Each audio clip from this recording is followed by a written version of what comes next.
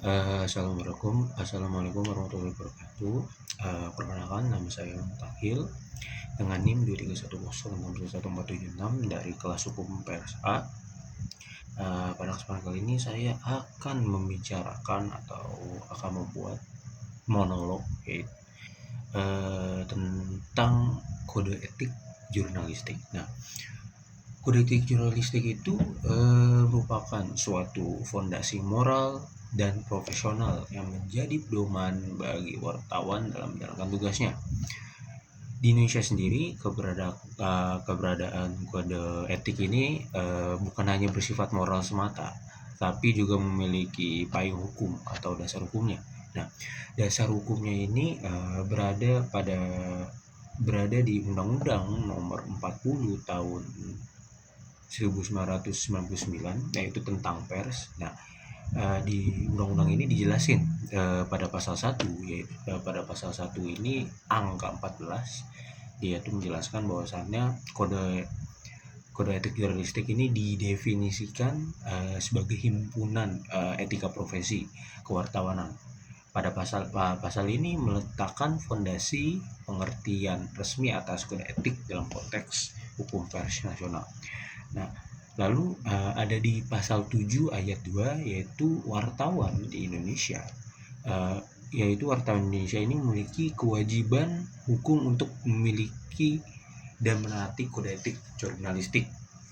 Ketentuan ini menjadikan kode etik ini bukan pilihan, melainkan kewajiban dan keseharusan profesi-profesi jurnalis yang ada di luar sana.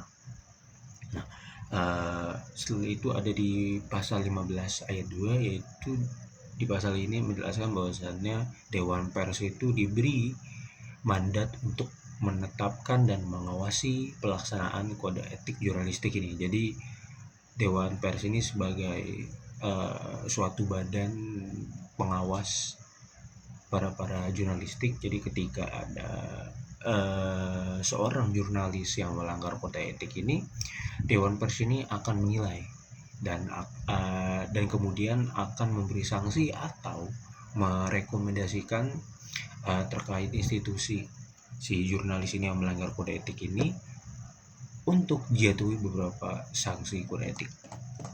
Nah, pada hakikatnya pers itu memiliki posisi strategis dalam kehidupan demokrasi karena berfungsi sebagai sarana penyebaran informasi, kontrol sosial, dan pendidikan publik.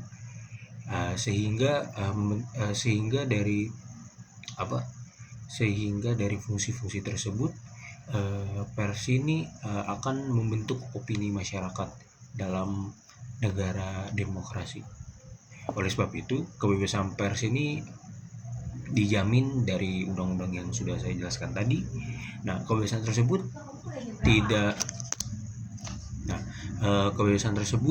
tidak boleh dimaknai sebagai tanggung jawab, melainkan harus disertai dengan penghormatan terhadap hak-hak individu seperti hak asasi manusia, asas praduga tak bersalah, privasi individu, serta kepentingan publik secara berimbang.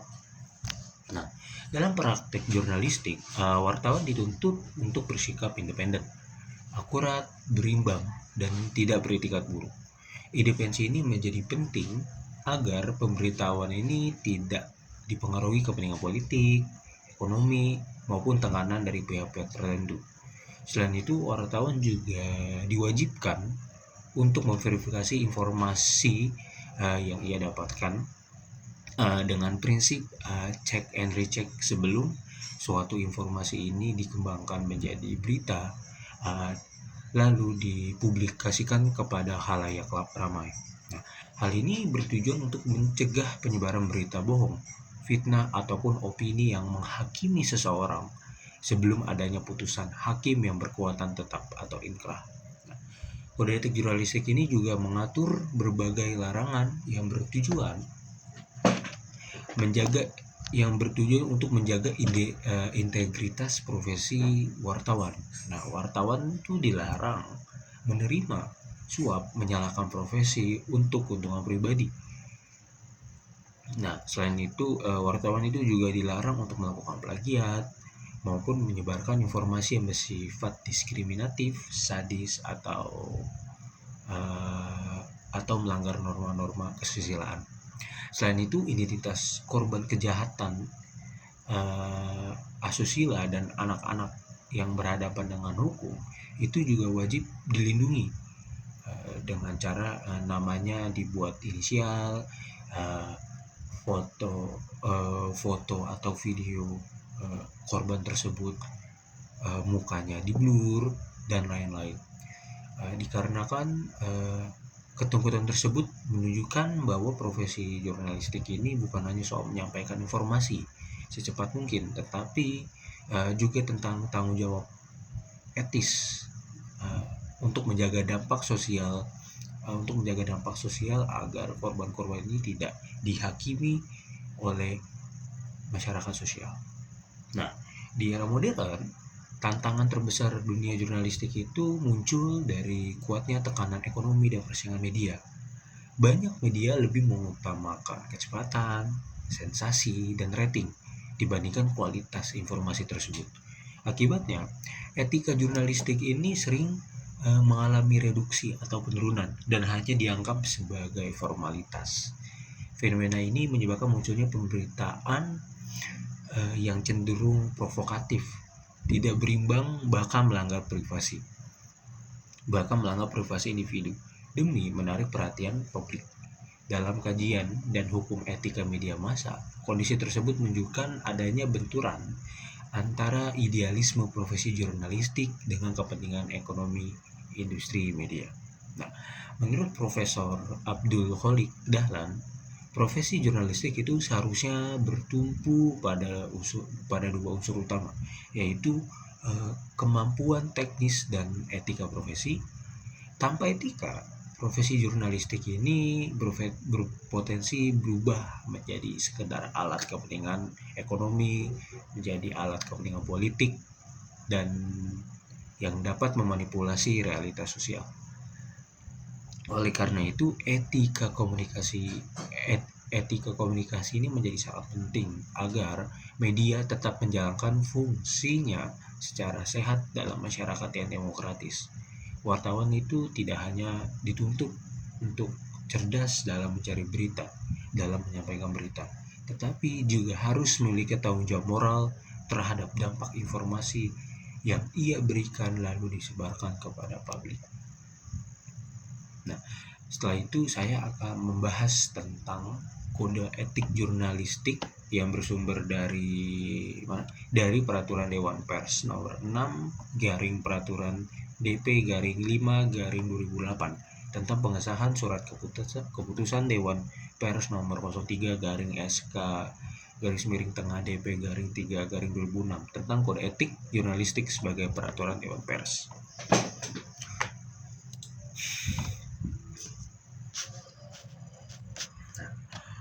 Jadi di dalam peraturan ini kode etik jurnalistik ini dibagi menjadi 11 pasal.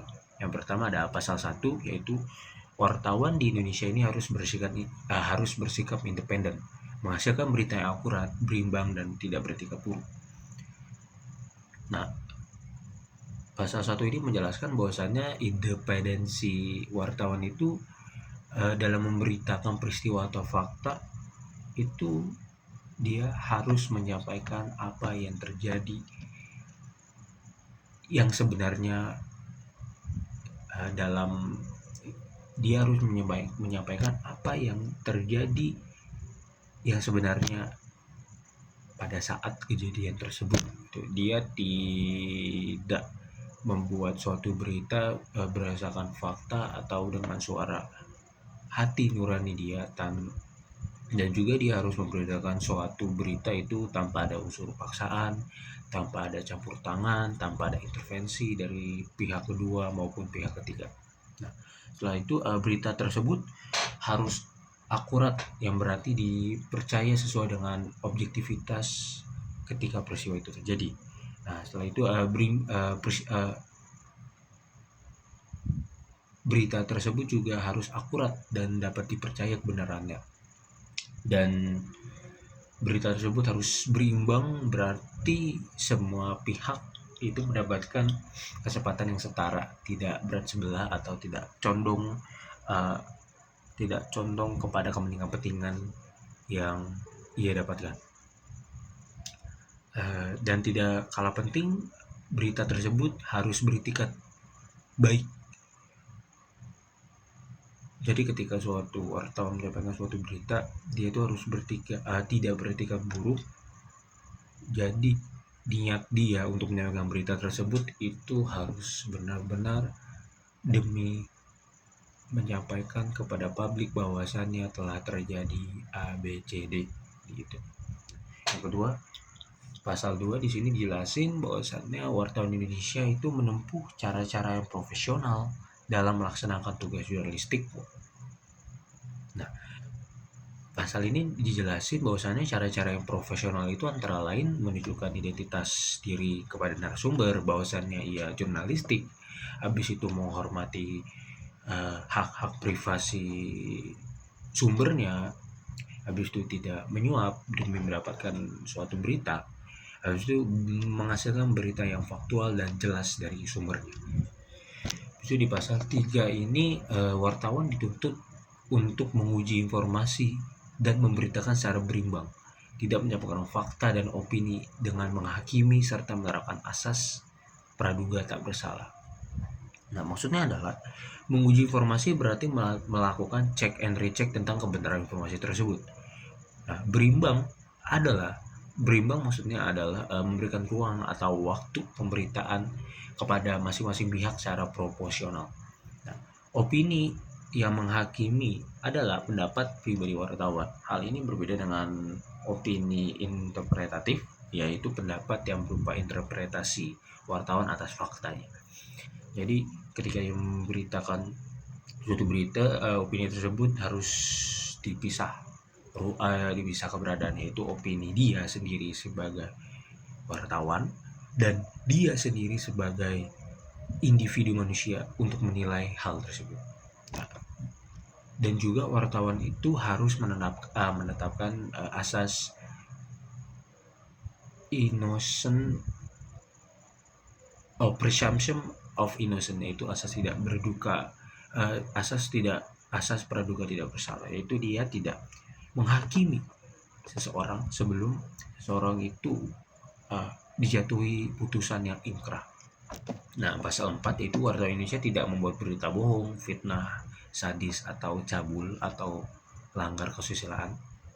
Yang selanjutnya ada pasal 5, yaitu wartawan Indonesia tidak menyebutkan atau dan menyiarkan identitas korban kejahatan susila dan tidak menyebutkan identitas anak yang menjadi pelaku kejahatan, seperti yang saya sudah jelaskan di awal. Yaitu di pasal 6, wartawan Indonesia tidak menyalahgunakan profesi dan tidak menerima suap. Maksudnya adalah ketika ia sudah berprofesi sebagai wartawan, dia tuh diharuskan dan diwajibkan tidak menerima suap, tidak menyalahgunakan profesi dia sebagai wartawan atau sebagai jurnalistik untuk mendapat beberapa keuntungan demi keuntungan pribadi semata.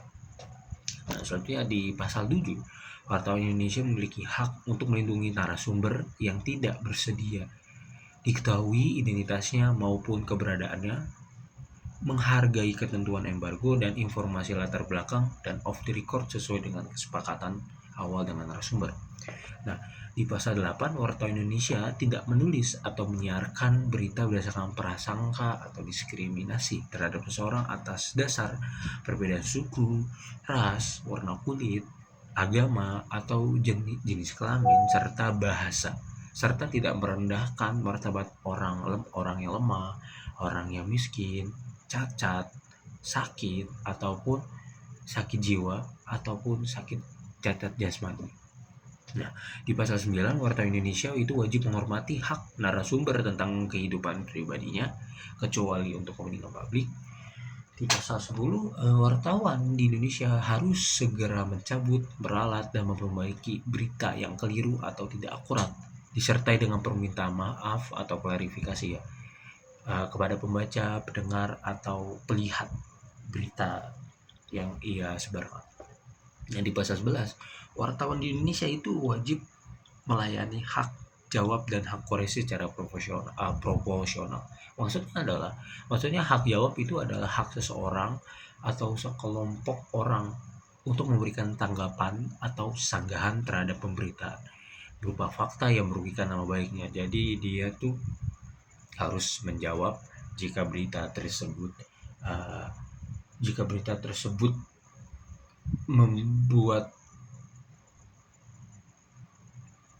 membuat membuat suatu opini publik terhadap seseorang yang menjadi narasumber dia dirugikan. Nah, dia tuh harus memiliki hak jawab. Jadi dia tuh harus menanggapi atau memberikan sanggahan terhadap hak-hak tersebut. Yang kedua ada hak koreksi, yaitu setiap orang yang membetulkan atau membenarkan keliruan informasi yang wartawan buat itu harus segera diperbaiki. Jadi maksudnya adalah ketika ada berita tentang A dan A-nya ini dan kebetulan di berita A-nya ini sedikit ada keliruan gitu. Nah, jadi wartawan itu harus segera mengkoreksi berita A tersebut. Demi apa? Demi nama baik atau demi fakta yang ada di lapangan.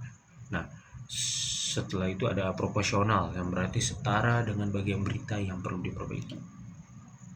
Nah, jadi sih seperti itu sih teman-teman. 11 pasal atau 11 kode etik jurnalistik ya yang diatur di peraturan Dewan Pers nomor 6 garing peraturan DP garing 5 garing 2008 tentang pengesahan surat keputusan Dewan Pers nomor 03 garing SK garis tengah DP garing 3 garing 2006 tentang kode etik jurnalistik sebagai peraturan Dewan Pers. Sekian dari saya. Wassalamualaikum warahmatullahi wabarakatuh.